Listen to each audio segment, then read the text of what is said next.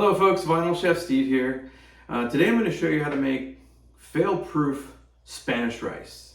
Rarely, if ever, do I order it when I eat out at a Mexican restaurant. And the reason being is that it usually tastes like nothing. There's times when I actually think that maybe I'm sitting in a Chinese restaurant because it's so flavorless. It might as well be white rice. So today I'm going to show you how I make delicious, nutty, roasted, toasty flavored, tomatoey, moist Spanish rice.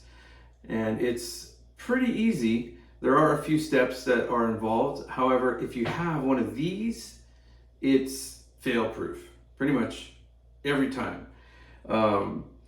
This is a 4-cup rice maker. You can get one of these for, I think, at the lowest, maybe $20 on Amazon, and you can spend all the way up to $100 on a nice one, or get an 8-cup. But this is a 4-cup rice maker that's been in the family for quite some time. She's seen a whole lot of grains, and every time turns out perfect. So I'm going to show you my recipe for Spanish rice, and we've got some ingredients here that I believe make it very, very tasty. First of all, what you're going to need is 1 cup of long grain white rice. You'll also need 2/3 of a cup of chopped brown onion. You will need 1/8 of a cup of good sauteing oil. It could be canola oil, vegetable oil. I only had olive oil today, so I'll be using olive oil. You can use olive oil if you like. 1 nice size, fresh, beautiful tomato with the core taken out there. And this, it's a cheese grater, but we'll be using this today to grate this tomato into the rice at some point. And then I've got 2 teaspoons here of this tomato bouillon, which is a chicken and tomato bouillon combination. I've got 1 heaping tablespoon of tomato paste. And here I've got 1/2 of a teaspoon of kosher salt. Here I've got 1/4 teaspoon of Lawry's seasoned salt, which is this stuff right here. And then I've got 1 packet of this, you can see here, that's from Goya Foods. It is a seasoning packet of cilantro and achiote, which is 2 really, really great flavors that enhance this rice, take it to a whole other level. And then of course, we've got 2 cloves of finely chopped garlic. All right, I'll show you how to assemble this and get it into your rice cooker. Push the button and wait for the most delicious Spanish rice you've ever tasted. Now, if you have to do it on a stovetop, in a pan or a pot, it's the same as any other time you've made rice. You just have to know when it's done. That's the trick. Not with these babies. They know when it's done, and that's what makes it so much user-friendly. Sure, I could do it the other way, but I don't know. I just got used to this, and I'm a little spoiled now. So, let's get started. I'll show you how to first brown the rice, because Spanish rice that hasn't been browned correctly might as well be white rice. So I like to use a skillet that has some surface area on it, and that allows us to brown the rice quicker. Otherwise, it takes a long time and it's more difficult to get an even browning on the rice. So we'll get our flame on, get our oil in the pan, bring this oil up to temperature. We're gonna brown this rice on a medium flame.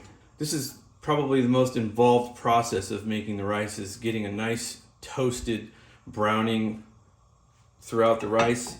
And that just really adds to a deeper, more nutty flavor that comes out in the rice, and it has that roasted flavor that I'm so accustomed to whenever I have had really great Spanish rice, it's been really toasty and browned very well.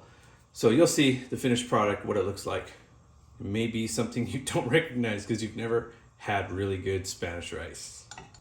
So while you're getting ready to brown your rice, fill up a pot.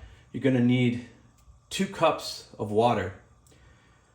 And we're gonna bring this water to a boil and add our seasoning packets and our salt and every bit of granular seasoning to that water, and bring it to a boil so that it dissolves and is incorporated into your 2 cups of water. So you can heat that up while you're browning the rice, and things always heat faster when you have a lid on them. Okay, our oil's good and hot. We're gonna dump in our rice now. Hear that little bit of a sizzle. You just wanna get all the rice coated with that oil.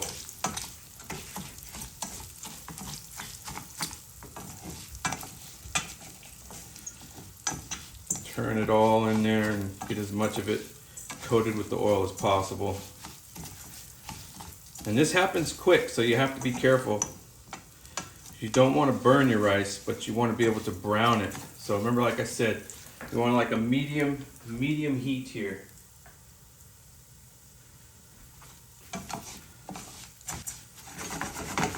You can see how you have more surface area to brown your rice here versus if you had a more cylindrical, pot that was smaller base.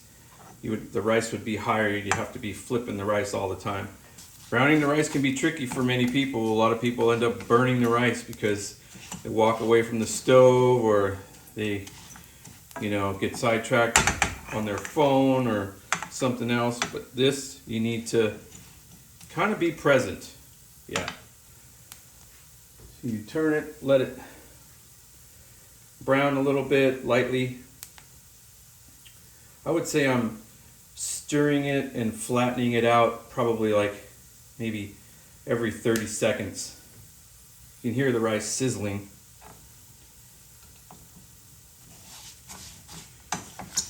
You might not be able to see it on the camera, but it is starting to take on a slightly light brownish color. Some of the grains that have been on the bottom. And then before you know it, they seem to all start browning at once and getting really brown. And that's when we're gonna add some of our other ingredients. We wanna add our onion to the rice and our tomato paste. We're gonna stir that in. And then we're also gonna add at the end, before we add our water and our liquid, we're gonna add the garlic and just saute it to sweat it a little bit. See how it's starting to brown there on the bottom? See that coloring starting to slightly brown? So we're just gonna keep on going with that theme right there. Those grains mixed around, flatten it out again.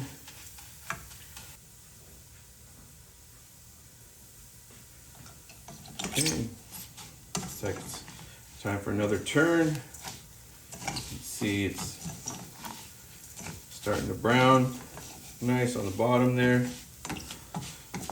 And we're not going to get every single grain, so you have to be careful of that you don't try to brown every single grain of rice, because if you do that, you'll end up with too many burnt ones. And you can start to smell the rice toasting.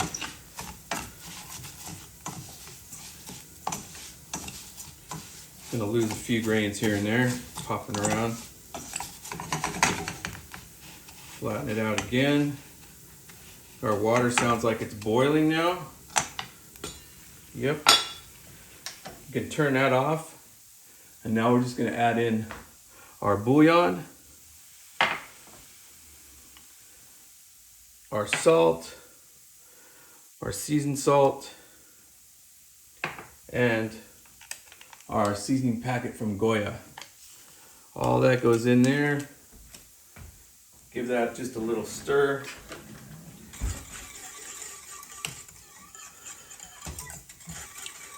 And that's ready. That's gonna flavor our rice and make it nice and tasty. Just make sure it's all dissolved. Turn our rice again. It's browning really good here.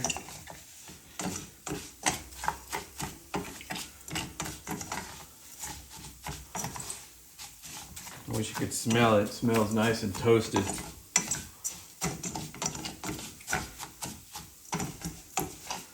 Again, this is tricky. You don't want to go too far because you still got to put some other ingredients in here and stir those in, and the rice will continue to brown during that time, so you want to be really careful. This is a time where you want to get your onions in there and sweat these down a little bit. Just toss these around with the rice. The rice will continue to brown, like I said. You just want to sweat these a little bit, get them a little bit soft, and believe it or not, they're seasoning the rice. At this point, you're going to continue to stir. Now we're going to throw in our tomato paste. And we're just going to get that in there. We want to kind of incorporate that in with the rice as best as possible. Just cook it down a little bit. Toasting that tomato paste is another depth of flavor that gives the rice a really beautiful flavor as well. So make sure you get all that off of there, mixed in there into your rice. Keep on stirring the rice. It's getting nice and brown. This step of browning the rice and sauteing the onions and the tomato paste is such a flavor developer. It's unreal. This is why most Spanish rices in Mexican restaurants don't taste like anything but white rice. Okay, that's looking really good there. Now I will go ahead and add my 2 cloves of garlic in there, and we'll get those tossed around a little bit. Once we get that garlic nice and tossed around in there, we're going to go ahead and cut the heat, and we're going to add our tomato, just some fresh tomato innards and juice and all the nice fresh tomato pulp. Take the skin out of there. Get that stirred in. At this point, you can add your liquid.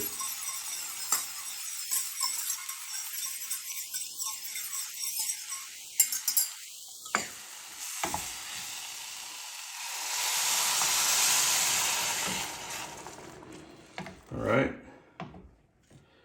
Here's our liquid. So we're going to take our container, our rice maker container, and we're going to get our rice in here.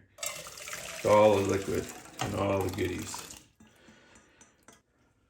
We're going to set it in our rice maker, put our lid on, and hit start. 20 minutes from now, we should have some beautiful Spanish rice. All right, you heard it. Turned off. Rice is done. Immediately you want to get the lid off and fluff it up. Oh yeah, that is pretty. See that? Look at that.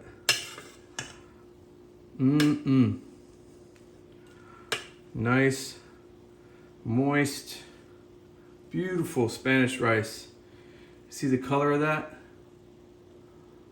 That's what Spanish rice should look like. Now I'm going to show you what we do with it. Of course, you can just serve this alongside some beans and rice and tacos or whatever you want to do. But here's what we do at home. All right, so we're going to take some Spanish rice, nice and hot, in our bowl here. A couple spoonfuls. What we like to do, we fry up a fried egg. Yeah. And leave it nice and over medium. We're just gonna drop that down on the center there. Then we're gonna hit it with a little bit of your favorite hot sauce. Always good. Add a little bit of heat. And lastly, a little cotija cheese around there, just to give it another little pungent kick. You gotta garnish it with a little bit of cilantro. Yeah, there you go, guys. Beautiful, not bad breakfast. See, the beauty of this is that you got this nice yolky egg right here that just goes so well with a nice big goop of rice. You get that rice in there, a little piece of egg, and that beautiful, beautiful, you see that? Yeah, that's rich, huh? Trust me, you'll never order Mexican rice or Spanish rice, whatever you call it, again at a Mexican restaurant after you try this recipe. So thanks for watching another episode of Vinyl Chef Steve, and I hope you try this at home. If you have any questions, please feel free to send me a message. If you liked the video, please like it and subscribe to my channel. Hit the notification button so that you'll be notified whenever I do post new videos. Alrighty, thanks again for watching. Bye for now.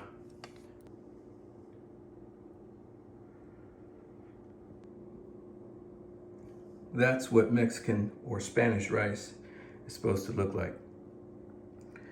If you're not getting this kind of Spanish rice at your favorite Mexican restaurant, find another one or make it yourself. Enjoy.